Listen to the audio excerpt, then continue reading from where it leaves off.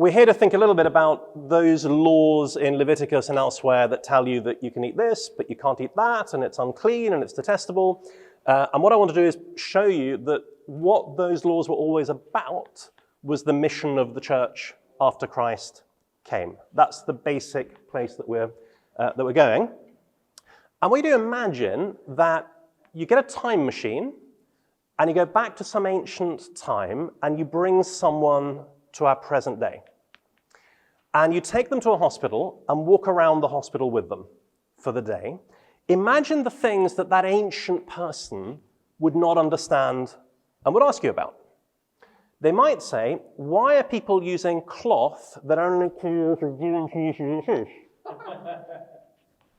Why are people constantly lathering a potion on their hands and singing happy birthday to you? That's in the British pandemic, you have to sing happy birthday 3 times, right? Okay. Why are people keeping their distance and wearing funny clothes sometimes? Maybe in the corridors, why are people dancing around each other to get around? Now, what you would do with that person, you wouldn't explain any one of those things, would you? You'd actually explain something invisible. You would tell them about viruses. And you would explain that there's a thing you can't see called a virus, and you would explain how they spread. And once you explain that, then you can say to them, this is why you call feces, this is why the hand washing. So there's not an explanation for each thing. There's an invisible, deadly reality of viruses. And in the law of Moses, and particularly in Leviticus, it is full of ceremonies which don't each have one explanation or one bit of logic behind them. Rather, they are there to make you aware of a deadly, invisible reality called sin. That is what these laws are constantly there to teach the people of God in the wilderness. Those ceremonies are there to point us to the need for Christ's finished work on the cross for us, because we are sinners through and through. And so the way the laws work is that they make sure that as you go through your day in Israel, you are constantly bumping against them, realizing, I'm unclean now. I need to fix that. It's pointing you at a real invisible uncleanness that Christ came to fix. So we're going to, within that big idea, home in on the food laws, the dietary restrictions, and think particularly about what do they teach about Christ's finished work in particular. Does that make sense? Now's a good time to leave. If you'd rather go and have a physics lecture elsewhere, that's fine. Okay, so let me put the puzzle like this. Isaiah, Jesus. So Isaiah tells us that God condemns those who sit in tombs and spend the night in secret places, who eat pig's flesh, and broth of tainted meat is in their vessels. And Isaiah tells us that God thinks they are a smoke in my nostrils, a fire that burns all the day. And then Jesus says, do you not see that whatever goes into a person from outside cannot defile him, since it enters not his heart but his stomach and is expelled? So Jesus declared all foods clean. And the question is, how can those both be true? How can it have been true that eating the wrong food was a serious moral issue that angered God, that led to the judgment of God, and then Jesus says, no, it never polluted you.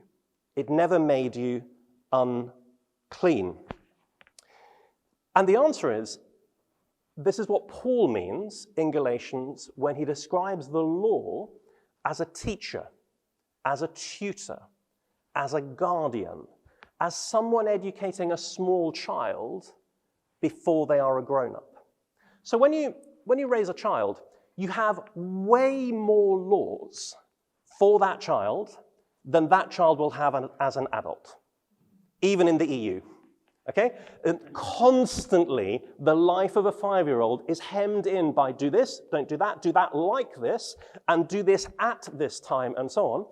When they're 16, you can't be telling them, you may watch that film, you may not watch that film. They need to have learnt by now, from the films you may or may not watch, what is wise, and you've got to leave them to it. And when they're 30, you hope that they will have the wisdom to do all sorts of things, which when they're 3, you've got to tell them in very detailed ways. And that's the law for the people of God.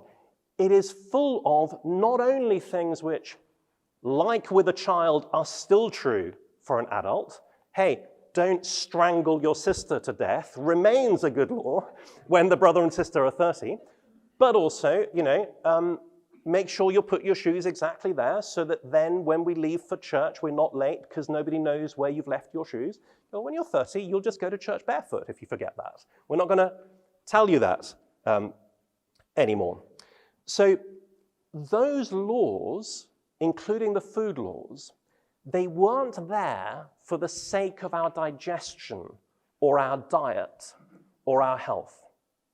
Those laws were there as training illustrations, pointing away from themselves, pointing to the work of Christ on the cross for us and for the nations.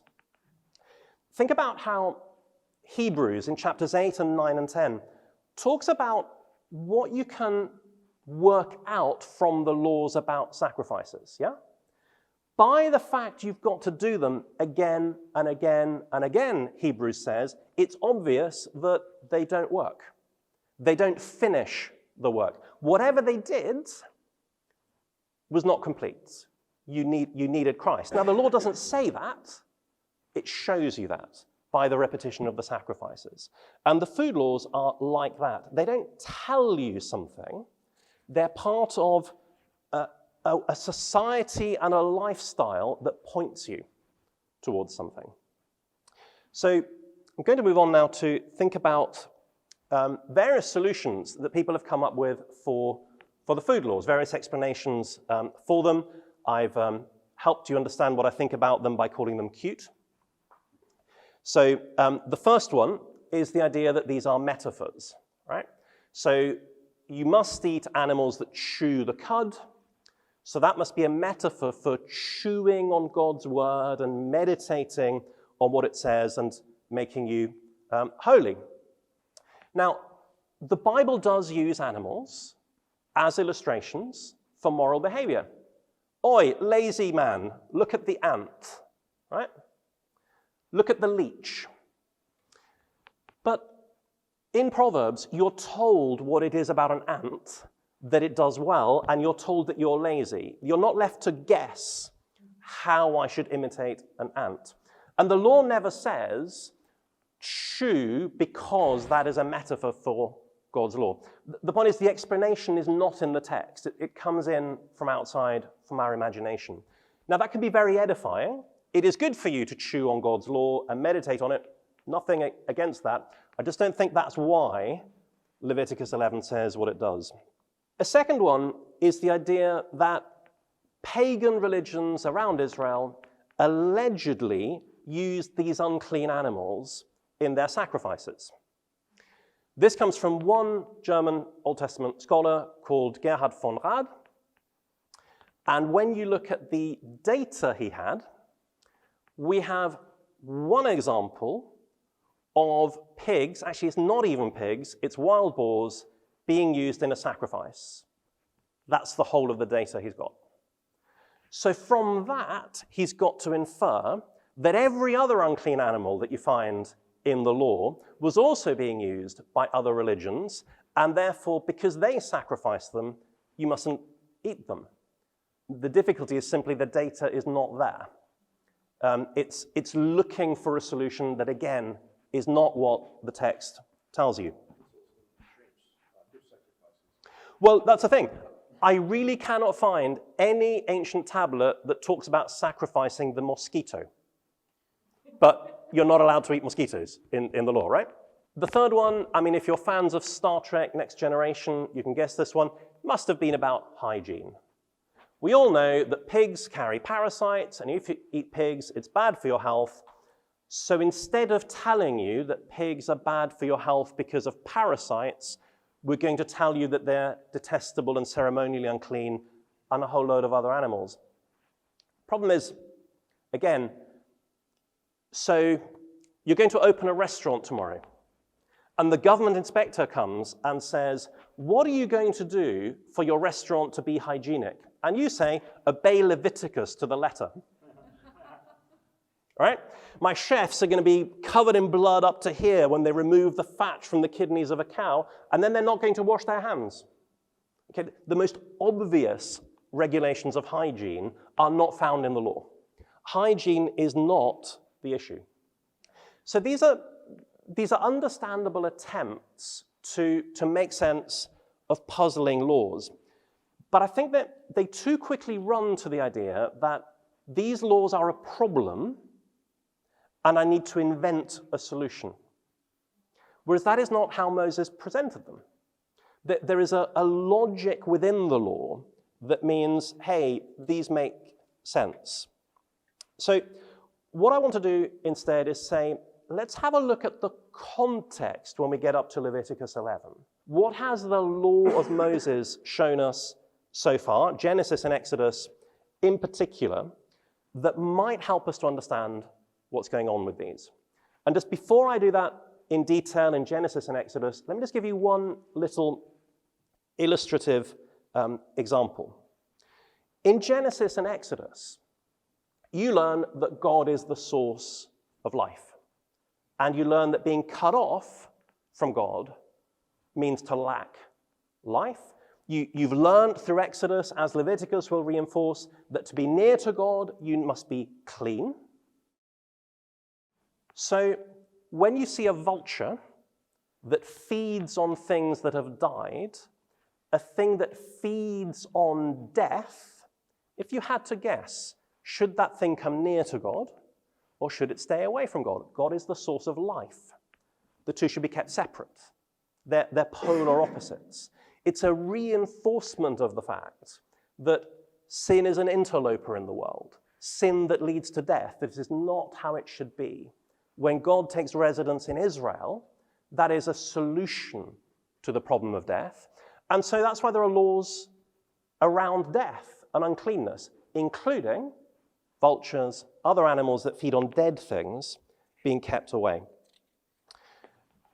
Does that make sense? Just as a little example of the kind of thing. So the laws aren't do this because of this. Rather, the laws are, when you live like this for 50 years, like your father and your grandfather and your great-grandmother, the accumulation of all of these things gets you to see the world in a certain way, including, for example, death is a problem.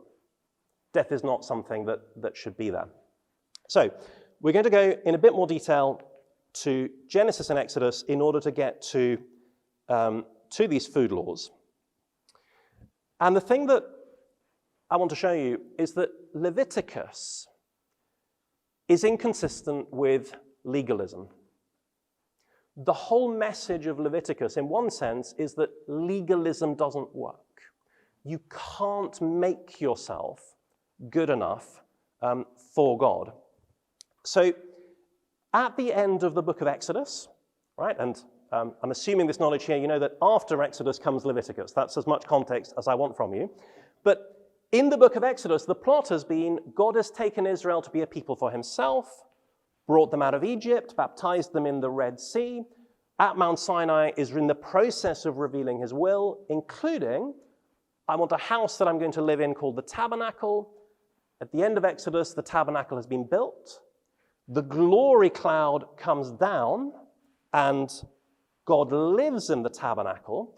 And at that point, when you're expecting, now God lives with his people can have fellowship with him, instead, you read, Moses couldn't enter the tabernacle. He couldn't enter the tent of meeting. He couldn't meet with God because God was there. Exodus leads you to the issue of God's inaccessibility. Why? Because he is holy and we are sinners.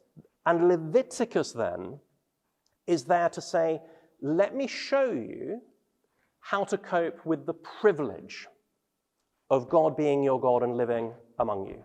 A holy, righteous God has taken up residence in the camp of Israel. That is wonderful news and extremely dangerous. And one of the things that is constantly reinforced is that just to be near the place where God dwells, you have to keep clean.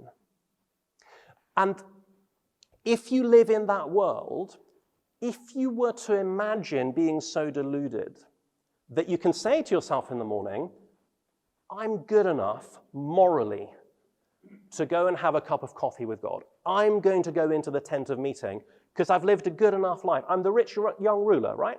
Coming up to Jesus. I've kept all of these things. The problem you would have is that within half an hour, the ceremonial issue of uncleanness would crash against you.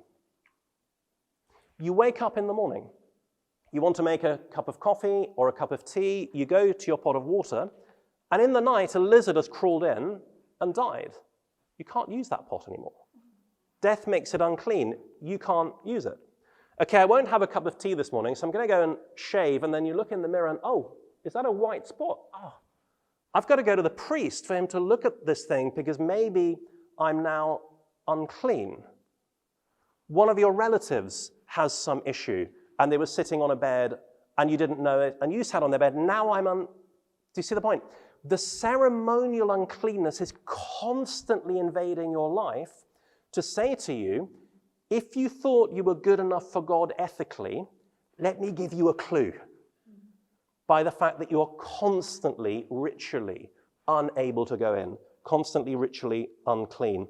It's all day, every day, pressing in on you to make the point that my sinfulness is all day, every day, in every area of life. Not just mine, that of the whole community, that of the whole world. And that's why when Jesus, we quoted earlier Mark 7, where he declared all foods clean, what's the very next thing he said? Let me read it for you. For from within, remember, nothing that comes into you makes you unclean. For from within, out of the heart of man come evil thoughts, sexual immorality, theft, murder, adultery, coveting, wickedness, deceit, sensuality, envy, slander, pride, foolishness. All these evil things come from within, and they defile a person. So in the world that is set up by the law of Moses, it is constantly reminding you that from my evil heart comes what really defiles me. And I can't forget that very long, because I'm constantly being shown to be in need of cleansing, ritually, in order to come anywhere near God. Every day, in every corner of my life. Sorry, I meant to put that up for you a moment ago. See where we're going so far? Towards the food laws. Your lack of ability to enjoy fellowship with God is a moral problem being illustrated in your life by things that are not in themselves moral. So let's think about the geography of the law. It goes like this. So we've got these ideas of holy, clean, and unclean. You've got a sanctuary in the middle of the camp of Israel. So this is how Israel is going to travel in the book of Numbers. Eventually in Deuteronomy and Joshua, they'll go into the land. It'll become stationary. But the point is, it's in the middle of the people. That is where the holy God lives. The rest of the camp is where the people live who keep themselves clean. And uncleanness, often the answer is, go outside the camp. You're unclean like all the nations out there are unclean. So the geography is this threefold. In the middle is God who is holy. Outside are the unclean regions that can't approach God. And in the middle is the chosen people that must be clean in order to be near God himself. So the geography maps onto people. Who can come into the holy place where the holy God lives? The holy Levites, when they have made themselves holy. Who lives in the clean area of the camp? The clean people who lives out there with the dragons and the Welsh, the unclean nations. But this also maps onto how animals are described. Because there are animals which go into the holy place to be sacrificed, which means that God and sometimes the priests and Levites eat them. Holy animals eaten by the holy God and the holy people. Then you've got the clean animals eaten by the clean people in the camp, and then you've got the unclean animals that the clean people in the camp mustn't eat, the nations can eat those. Do you see the connection between food and geography and the divisions of people, which is all about God, who is holy, kicked you out of the Garden of Eden, and you may not come back in because I'm a sinner. I can't go in. And this is all about that. It's all pointing away from food and to Jesus giving me access to a holy God. Now, when you go to Leviticus 11, which you're welcome to turn up whenever you're ready, we'll be in it soon enough, it uses 3 geographical regions. But it's not these. It uses the language of these 3 regions, right? Clean and unclean. But the regions it uses are earlier regions from Genesis 1. Do you remember how in Genesis 1, when the world is created, you have the world above, and it is filled with birds, with things that fly. You have the world of the waters below, and again, it is filled with fish that swarm. So notice you're told who lives there, birds, fish, and how they move. They fly, they swarm.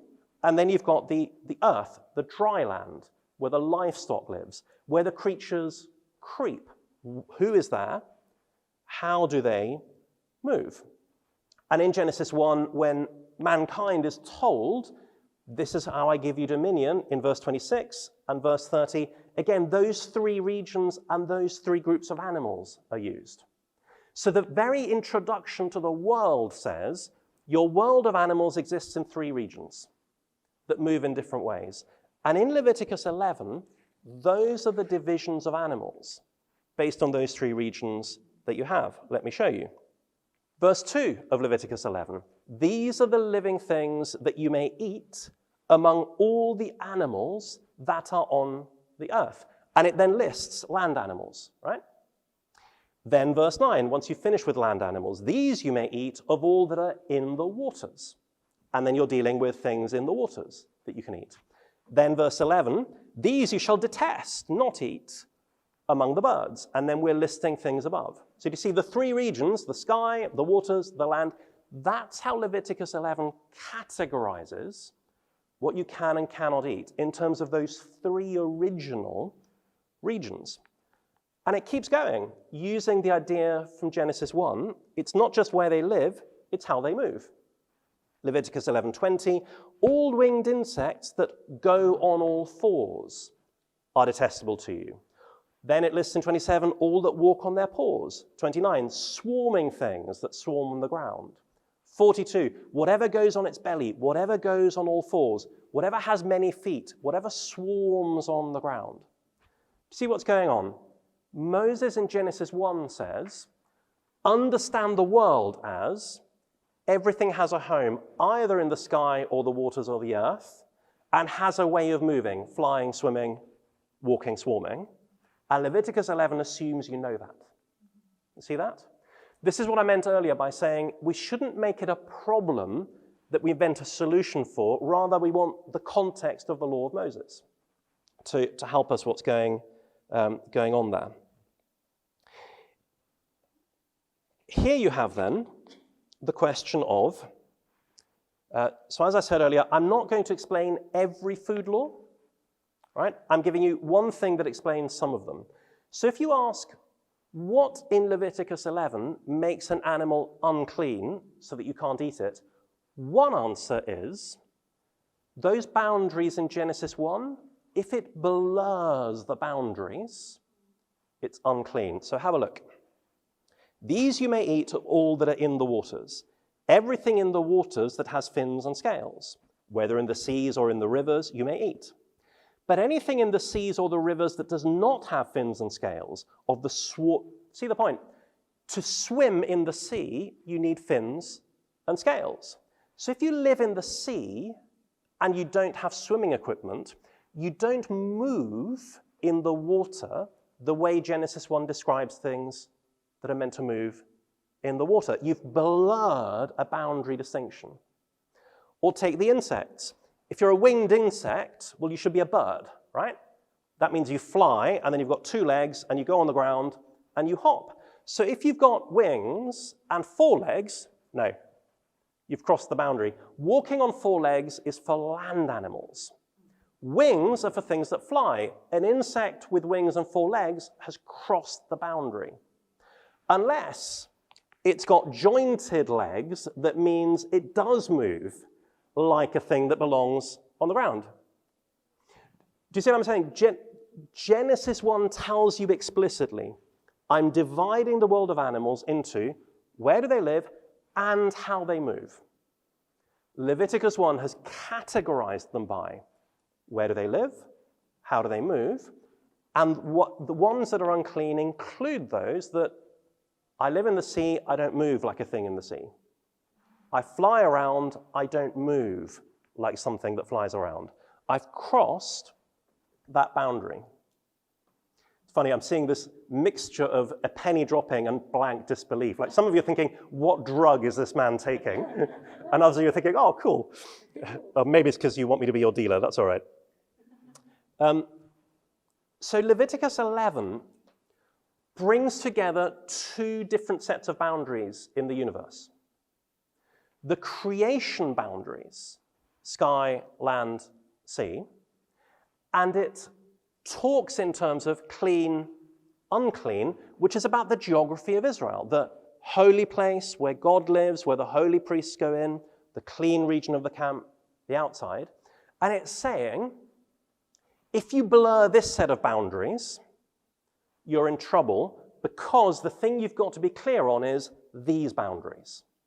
You mustn't wander into the sanctuary if you're not holy, for example. So do you see it's one set of boundary blurring being used as a teaching tool to tell you, keep straight that distinction. Sinners don't wander into the presence of a holy God. This was all to help you visualize the need for Christ to take away our sin. It was there to reinforce the need for Israel to be an ethically upright, clean nation, not living like the nations. This was part of what the law did as a tutor for a young child, guarding them until the time came. So when the time came, here's what I want to think about. What about outside Israel? What about the unclean nations? That they can eat the unclean food, they're in the region of death, they can't approach a holy God. Okay, so did you ever hear about the guy who got dragged by his wife to some marriage counseling? And the counselor said, what's the problem? And the wife said, he never says he loves me. And this is a Finnish man, by the way, I can tell you that, okay? The husband replied, I told you that I loved you when I married you, and if I ever change my mind, I'll let you know. Okay? Now, you know that's ridiculous. You know, husbands, you've got to tell your wife, your children, your mother, I love you all the time, even if you're English, it's compulsory. You can't get out of it. But you also know you've got to do more than that. It's no use saying I love you while you leave your children to do your washing up for you, and you buy a toy for yourself and they haven't got shoes, right? The expressed love has got to be matched by constant practical demonstrations of love. And that is God in Leviticus. God in Leviticus with the laws, and particularly the ceremonies, is constantly reinforcing the message, a holy God loves you. An unholy God wouldn't have these ceremonies. A God who doesn't love you wouldn't care if you wander in and get burnt. like Nadab and Abihu. A holy God loves you. That is the thing that the life of an Israelite in the world that Moses gave in Leviticus is constantly not just stating, I will have you as a people for my treasured possession, but showing, demonstrating, applying. That third region, those who live outside, far from God, in the region of death, it's for them that Jesus comes and says, okay, time to grow up. Those food laws were pointing to something else. Food never made you unclean. Let's talk about the unclean nations out there. The teaching device was done with. The thing that the food laws were about was never food. They were pointing to something else. If Jesus had said, hey, you know what? From now on, you can kill each other. We'd all go, okay, that's a straight contradiction between what God says is right in the law and what Jesus says is right. But with food, Deuteronomy 14:21 tells Israel that the foods that are unclean for them not to eat, they can sell to foreigners. The law itself is saying, hey, this is not actually in itself an ethical issue. This is an illustration. It's like there's nothing ethical about your child, when your child is 40, having to go to bed at 9:30.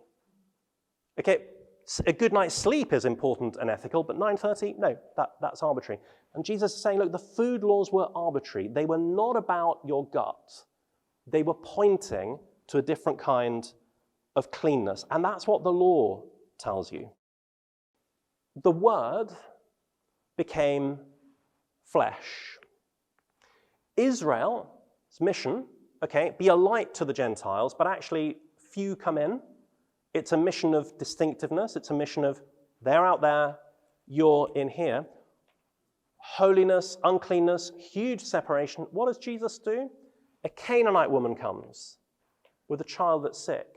Is Jesus afraid to touch the unclean nation? No, he says, okay, the bread of the children I give to the dogs right now. He touches lepers. He touches a dead body, and instead of being polluted, the dead body comes back to life. God, the source of life, goes to the uncleanness of death and destroys the uncleanness by destroying death. If we were to keep the food laws now, it wouldn't just be inconvenient. It would be reinforcing something that is no longer true. It would be misunderstanding the upgrade in the mission of God's people that Jesus came to give. So think about the Apostle Peter, often in trouble with food, isn't he? Think of Galatians. When did the Apostle Peter understand about foods being clean? Now, Mark 7, Peter was there. Peter heard him say, nothing that enters you makes you, okay, Peter should have known. But way later, in Acts chapter 10, what do we find? The Lord himself gives him a vision and says, Peter, kill and eat. What does Peter say? No, no, no, this is unclean. What does the Lord reply? Thank you, Dora. Exactly right. So what God has made clean, do not call common. That's repeated. And then, remember what's happened in Acts 10.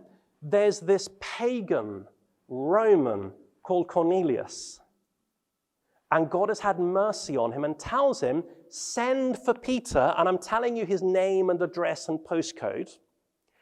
Find him and bring him here to explain the gospel to you. Peter has just seen this vision saying, don't call food unclean. Don't call anything I've made unclean. And he's there wondering, and the text tells us, while Peter was inwardly perplexed as to what the vision that he had seen might mean, oh look, the men who were sent by Cornelius, having made inquiry for Simon's house, stood at the gate. Peter goes to Cornelius, and he says to them, you yourselves know how unlawful it is for a Jew to associate with or to visit anyone of another nation. But God has shown me, this is Peter describing being told to eat unclean food. Peter summarizes that as, God has shown me that I should not call any person or thing uncommon or unclean. Now, can I just be really pedantic about this and make sure that we notice what Jesus doesn't say? Jesus doesn't say, okay, these Jewish ceremonial laws, they're going to be off-putting and inconvenient for the Gentiles. Stop your Jewish diet because it will make your mission more complicated. Eat pork scratchings. If you're not English, pork scratchings are a foul, artificial processed food that I don't think has much to do with pigs, but it would be unclean, okay? So that you can go out to the nations with the gospel more. Be all things to all men. Now, that is not what Jesus said to Peter. Jesus said to Peter, do not call anything that I have made unclean. And Peter then says, I've been shown that no person or thing is unclean. It is about the upgrade in the mission of God. Isaiah 49 says to Jesus, it is too light a thing that you should be my servant, to raise up the tribes of Jacob and to bring back the preserved of Israel. I will make you as a light for the nations, that my salvation may reach to the end of the earth. So do you see, if the body of Christ is going to reach the nations, food laws aren't just an inconvenience. Food laws are teaching something incompatible, because food laws are about saying don't cross boundaries, and now the nation is being told, the people of God are being told, cross every boundary geographically. Go and be among the nations. Food laws, holiness, cleanness, uncleanness, they were the tutor for the child. They were reinforcing the separation in every detail of life of Israel from the nations, morally and ethically and ritually.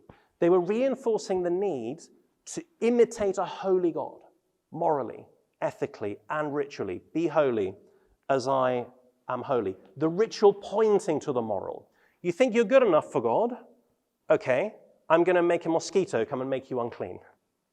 And then you can't come into God. And while you're wondering why, though you're perfect in everything you do, you're not allowed in, you might wonder how perfect you really are. What does that mean for us when we go down to the dining hall? There might be sausages there containing portions of pig. There might be, mosquitoes in the stew. There might be vulture casserole. Given you're going to eat it, what should you be thinking as you eat it? Well, I want to suggest to you we should think two things.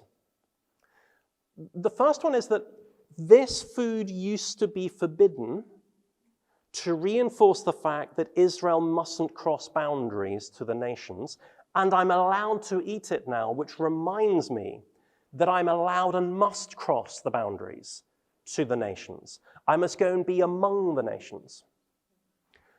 But this food used to be forgiven to reinforce the ethics of don't behave like the nations. And it still reminds me that while I cross every geographical boundary to live among the nations to win them for Christ, I remain part of a royal priesthood, a holy people chosen. I must live differently as Jesus from Satan, as differently as the sky above from the sea below. I will keep myself ethically clean by imitation of Christ, forgiven by the blood of Christ, as I walk among those who are no longer ritually unclean, but who need the forgiveness that Christ brings.